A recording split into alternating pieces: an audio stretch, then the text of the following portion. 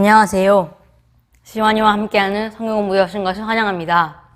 이번 시간부터는 함께 히브리서 공부를 시작해 보도록 하겠습니다. 히브리서 성경 공부는 에스라 성경대학원 대학교의 양용희 교수님의 강의를 바탕으로 하고 있습니다. 교수님의 훌륭한 강의 덕분에 중1인 저도 신약 성경에서 가장 어렵다고 하는 히브리서를 잘 이해할 수 있었습니다. 교수님께 진심으로 감사드립니다.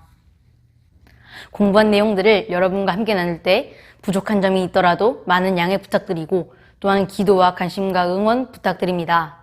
그럼 이제 히브리서 공부 시작해 보도록 하겠습니다. 이번 시간에는 히브리서의 서론에 대해서 기원과 주제와 구조에 대해서 함께 알아보겠습니다. 먼저 히브리서의 중요한 사상인 대제사장이라는 주제에 대해서 함께 알아보도록 하겠습니다. 히브리서의 전체적인 주제를 보자면 저자는 히브리서에서 첫 번째로 예수님의 멜기세덱 계열을 따르는 대사장직, 두 번째로는 대속죄 제사에 비춘 예수님의 죽음을 따른 대제사장직을 통해서 하나님께서 우리를 어떻게 구원하시는지, 하나님의 구속사에 대해서, 하나님의 그 목표에 대해서 말해주고 있습니다. 함께 히브리서 서론에 살펴본 7가지 포인트들에 대해서 살펴보도록 하겠습니다. 첫 번째로는 히브리서 저자의 정체이고, 두 번째로는 히브리서 수신자의 정체, 세 번째는 히브리서 수신자들의 상황이고, 네 번째는 히브리서의 수신지, 그 다음에 다섯 번째는 히브리서의 저작 연대, 여섯 번째는 히브리서 저자의 저작 목적 또는 서신의 성격이고, 마지막 7번째는 히브리서의 구조에 대해서 함께 알아보도록 하겠습니다. 첫 번째로 히브리서의 저자는 다른 서실과는 달리 히브리서에서는 기원, 즉 저자나 기록 연대나 기록 장소 등 이런 수신자 등 여러 정보들이 정확하지가 않고 잘 나타나지가 않습니다. 일찍이 히브리서 저자에 대해서는 바울이나 아볼로나 누가 등 다양한 인물들이 축적되어 왔지만, 하지만 누구도 정확히 아는 사람은 없고 이렇게 정확한 사실이 드러난 것이 없고 히브리서 저자도 누구인지를 밝히지 않기 때문에 히브리서 저자에 대한 결정을 내리는 것은 잠시 미뤄두는 것이 가장 적합한 결정인 것 같습니다. 다만 히브리서 전체의 내용으로 보았을 때 우리는 히브리서 저자의 특징을 크게 5가지로 볼 수 있습니다. 첫 번째는 헬라 언어와 사상에 익숙하다는 것을 알 수 있고, 두 번째는 수사학, 즉 답이 정해진 질문에 익숙하다는 것을 알 수 있고, 세 번째는 구약 성경, 특히 70인령에 익숙하다는 것을 알 수 있습니다. 또 네 번째로는 디모데와 친밀한 관계를 가지고 있다는 것을 히브리서 13장 23절을 통해서 알 수 있고, 마지막으로 저자와 또 수신자들은 모두 다 2세대 그리스도인이라는 것을 히브리서 2장 3절에서 들은 자들이 우리에게 확증한 바라 라는 말씀을 통해서 알 수가 있습니다. 히브리서가 저자를 밝히지 않듯이 수신자 역시 누구를 밝히지 않습니다. 하지만 우린 역시 이 말씀을 보더라도 또 다른 서신을 본다면 알 수가 있습니다. 두 번째로 수신자들의 정체에 대해서 함께 알아보도록 하겠습니다. 히브리서가 저자가 누구인지를 밝히지 않듯이 역시 수신자도 누구인지를 밝히지 않습니다. 하지만 우리는 히브리서의 사본들을 본다면 잘 알 수가 있습니다. 왜냐하면 현존하는 모든 히브리서의 사본들의 표제가 바로 히브리인들에게 라는 말을 하고 있기 때문입니다. 또 히브리서 2장 3절에서는 들은 자들이 우리에게 확증한 바라 라고 했으므로 이러한 증거들로 보아서 수신자들이 2세기 또는 3세기 초의 히브리인들 중에서 2세대 그리스도인들이 히브리서의 수신자들인 것을 우리는 추측할 수가 있습니다. 또 어떤 사람들은 이 수신자들이 히브리인들 중에서도 구체적으로 기독교로 개종한 유대교 집단이다 라고 주장을 했습니다. 왜냐하면 사도행전 6장 7절에 본다면 허다한 제사장 무리가 이 도에 복종하더라 라고는 말씀이 있기 때문에, 그래서 이 제사장 무리가 한 교회를 세우고 그 교회에 히브리서의 저자가 서신을 보냈다는 것이 그 주장입니다. 그래서 우리는 히브리서 수신자들에 대해서 2가지 결론을 내릴 수 있습니다. 첫째는 유대인 그리스도인이자 2세대 그리스도인이라는 것을 알 수 있고, 둘째는 제사장 집단일 가능성이 높고, 그렇지 않더라도 희생제사나 또는 유대 문화, 특히 제사에 대해서 관심이 높았다는 것을 히브리서 말씀을 통해서 알 수가 있습니다. 또 우리가 히브리서 수신자들의 상황을 보자면 그들은 가정교회 성도들이었을 것이다 라고 추측할 수가 있습니다. 13장 24절에서 본다면 여기서는 너희를 인도하는 자들 및 모든 성도들에게 문안하라 라고 저자가 말하기 때문에 이 말씀으로 보아서 히브리서 수신자들은 큰 하나의 교회 안에 속해 있는 여러 가정교회 모임 중에서 하나였을 것이고, 그래서 저자는 다른 성도들과 섬기는 인도하는 자들에게도 문안 인사를 해달라라고 하는 것입니다. 또 히브리서 13장 19절에 본다면 내가 더 속히 너희에게 돌아가기 위하여 기도하기를 더욱 원하노라 라고 말하고 있기 때문에 저자와 수신자들은 서로 잘 알고 있던 친한 관계라는 것을 알 수가 있습니다.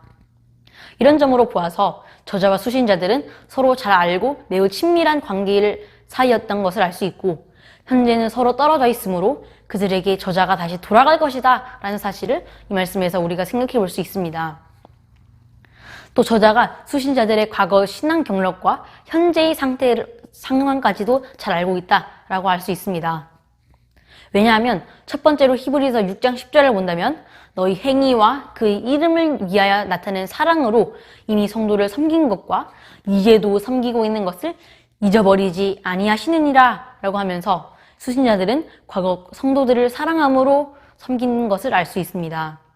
또 두 번째로 히브리서 10장 32절과 34절을 보면 전날에 너희가 빛을 받은 후에 고난의 큰 싸움을 견디어낸 것을 생각하라.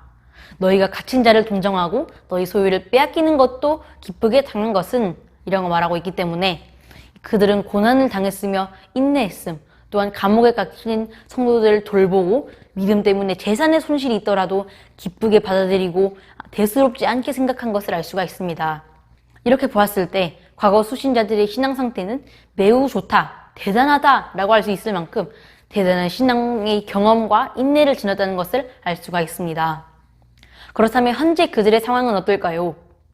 첫 번째로 히브리서 5장 11절에 본다면 너희가 듣는 것이 둔함으로 설명하기 어려우니라 라고 하고 있기 때문에 영적 또는 도덕적으로 둔감한 상태에 있고, 두 번째로 2장 1절에 본다면 그러므로 우리는 들은 것에 더욱 유념함으로 우리가 흘러 떠내려가지 않도록 함이 마땅하니라 라고 하면서 흘러 떠내려갈 수 있는 위기 상태라 라고 말해주고 있습니다.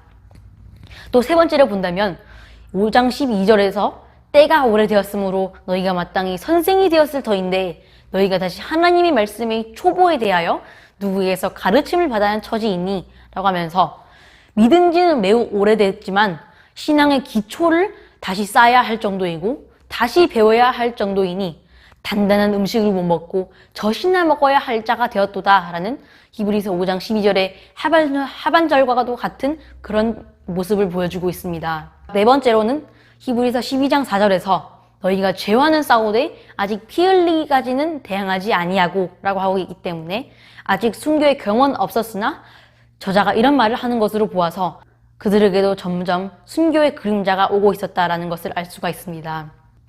다섯 번째로 보면 12장 3절에서 너희가 피곤하여 낙심하지 않기 위하여 죄인들이 이같이 자기에게 거역한 일을 참으신 이를 생각하라 라고 하기 때문에 그들은 지쳐서 낙심할 위기에 처해 있고 계속되는 고난과 순교의 두려움에 처하고 있고, 저자는 그에 대해서 예수님의 고난과 예수님께서 그 고난을 인내하신 것을 생각하라 라고 권면을 합니다.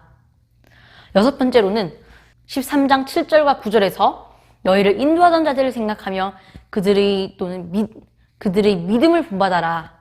여러 가지 다른 교훈에 이끌리지 말라. 마음은 은혜로서 굳게함이 아름답고 음식으로서 할 것이 아니니 음식으로 말미암아 행한 자는 유익을 얻지 못했느니라 라고 한 것으로 보아서 인도자들의 믿음을 따르지 않고 다른 길로 빠지려고 하는 그런 모습을 보이고 있고, 다른 교훈, 즉 복음이 아닌 다른 교훈으로서 복음에 전혀 상반되는 가르침을 전하는 다른 교훈에 빠지려고 했다는 것을 알 수 있고, 복음 외에 전통, 즉 율법이나 헬라에 있는 그런 복음과 정반대되는 철학 같은 것을 준수함으로써 유익을 구하였고, 특히 여기서는 음식으로 말미암지 아니한다라는 말로써 우리는 음식에 대하여서 로마 교회에 있는 문제처럼 음식에 대하여서 유대인들의 율법을 준수하려고 했다라는 것을 알 수 있습니다. 일곱 번째로 히브리서 13장 17절에서 너희를 인도하는 자들에게 순종하고 복종하라. 그들로 하여금 즐거움으로 이것을 하게 하고 근심으로 하게 하지 말라라는 말씀으로 보아서 인도자들에게 불순종하였고 그들에게 매우 불편했던 그런 관계를 가지고 있었다라는 것을 알 수 있고, 여덟 번째로서 히브리서 10장 25절에서는 모이기를 패하는 어떤 사람들의 습관과 같이 하지 말고 오직 권하여 그날이 가까움을 볼수록 더욱 그리하자라는 말씀으로 보아서 인도자들과 거리를 두고 싶어 했고 교회에 나가기 싫어했다라고 하면서 억지로 교회에 나간다라는 것을 알 수 있었습니다. 그래서 저자는 이렇게 크게 8가지의 메시지를 통해서 히브리서의 핵심 메시지를 영적 위기에 처한 수신자들에게 전하는 간절한 권면이다라고 우리는 결론을 내릴 수가 있습니다. 네 번째로 수신지를 보겠습니다. 이 히브리서의 수신지는 히브리인들이 집단으로 거주했던 이탈리아의 로마다라고 생각해 볼 수가 있습니다. 왜냐하면 히브리서 13장 24절에서 이달리아에서 온 자들도 너희에게 문안하노니 라고 했기 때문에 이탈리아에서 온 자들이 우리 안부도 그들에게 전해달라 라고 했기 때문에 이 편지가 어디로 가게 될지를 생각해 본다면 역시 이달리아, 즉 이탈리아에 있는 가장 큰 도시 중에 하나인 가장 큰 도시인 로마다라고 생각해 볼 수 있었습니다. 그렇기 때문에 저자는 이탈리아에서 온 자들에게 자신의 안부 메시지도 같이 전해달라라고 하면서 이 편지를 이탈리아에 보냈다라는 것을 알 수 있습니다. 저작 연대를 보자면 이 저작 연대 역시 확실한 것은 없으나 AD 64년, 즉 네로 황제의 기독교 박해 이전에 기록되었을 것이다 라고 추측해 볼 수가 있습니다. 왜냐하면 10장 34절에서 소유가 빼앗기는 것도 기쁘게 당한 것, 또 12장 3절에서 말한 것처럼 순교의 두려움이 점점점 다가오던 시기였기 때문에 우리는 이렇게 저작 연대를 AD 64년 이전으로 추측해 볼 수가 있습니다. 특히 재산까지 몰수당한 것을 기쁘게 생각했다라는 점에 우리는 초점을 맞춰보겠는데, 아마도 저작 연대는 AD 64년 네로 황제의 기독교 박해 이전에 기록되었을 것이다 라고 추측해 볼 수 있습니다. 왜냐하면 10장 34절에서 소유가 빼앗기는 것도 기쁘게 당한 것에 대해서 저자가 칭찬을 했습니다. 그렇다면 이탈리아, 로마의 그리스도인들, 유대인들, 그들이 재산을 빼앗긴 사건을 보면 알 수가 있을 것입니다. 이렇게 그들이 재산을 몰수당한 것의 사건은 클라우디우스 1세 황제, 로마 4대 황제의 재위 기간 중 AD 49년에 로마 모든 유대인들과 유대인 그리스도인들이 추방당할 때에 그들이 재산을 빼앗기는 경험을 했다라는 것을 우리는 알 수가 있습니다. 그런데 그들에게는 아직 피를 흘리는 순교는 없었다라고 12장 3절에서 말해주고 있기 때문에 점점 박해가 심하여져서 계속되는 고난에 낙심했다라고 볼 수 있고, 그래서 저작 연대를 그쯤으로 볼 수 있는 것입니다. 그렇기 때문에 저자는 고난과 각종 어려움, 또 순교의 두려움 때문에 낙심하는 수신자들을 격려하기 위해서 이 편지를 보낸 것이다 라고 추측해 볼 수 있습니다. 여섯 번째로 저작 목적, 서신의 성격에 대해서 함께 보겠습니다. 히브리서 13장 22절에서는 저자가 형제들아 내가 너희를 권하노니 권면의 말을 용납하라 라고 하고 있기 때문에 저자는 히브리서 전체의 내용을 권면의 말이다 라고 정리를 하고 있습니다. 하지만 히브리서를 본다면 매우 교리적인 내용으로서 예수님의 대제사장직이나 하나님께서 우리를 구원하시는 데의 그 최종적인 목표에 대해서 말하고 있기 때문에 저자는 이 권면의 말이 교리를 기반으로 하고 있어야 하고 모든 교인들이 다 하나님의 복음에 대해서 구체적으로 배워야 한다라는 것을 강조하고 싶었을 것입니다. 저자가 이 권면의 말을 통해서 하고 싶었던 것은 하나님의 진리에 비춘 권면이고 이런 진리에 따라서 어떻게 권해야 되는지를 말해주고 있는 그런 내용이라고 할 수 있습니다. 마지막 일곱 번째로 서신의 구조와 메시지를 살펴보도록 하겠습니다. 이 히브리서의 메시지는 아까도 말했듯이 고난과 어려움이 닥쳐오는 신자들에게 권면하는 저자의 말이다 라고 우리가 봤는데, 또 두 번째로는 교리적인 내용으로서는 아들 그리스도의 뛰어남, 궁극성에 대해서 말해주고 있고, 그리스도의 뛰어남이라는 주제에 따라서 히브리서의 주제가 크게 8가지로 아래 표처럼 정리가 됩니다. 이 표를 본다면 1장 1절부터 3절에서는 예수님께서 선지자들보다 뛰어나다 라고 말해주고 있고, 1장 4절부터 2장 18절까지는 천사들보다 뛰어나다 라는 것을 말해주고 있고, 3장 1절부터 4장 13절에서는 모세와 여호수아보다 뛰어남. 4장 14절부터 7장 28절에서는 구약의 대제사장보다 뛰어나다라는 것을 말해주고 있고, 8장 1절부터 13절에서는 구약의 언약보다 뛰어남. 9장 1절부터 10장 39절에서는 구약의 장막과 그 제사보다 뛰어남. 11장 1절부터 12장 29절에서는 새로운 생명의 길을 즐기라는 권고를 하고 있고, 마지막 13장에서는 결론적인 권고를 하고 있습니다.